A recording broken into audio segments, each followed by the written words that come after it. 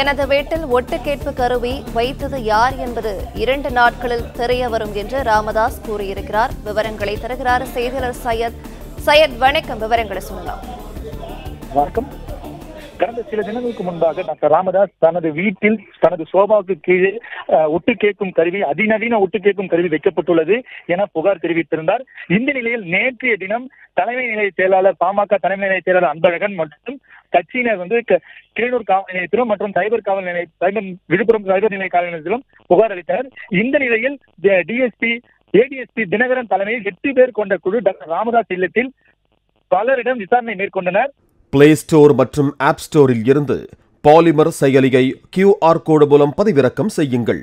செய்திகளை உடனுக்குடன் பெறுங்கள்.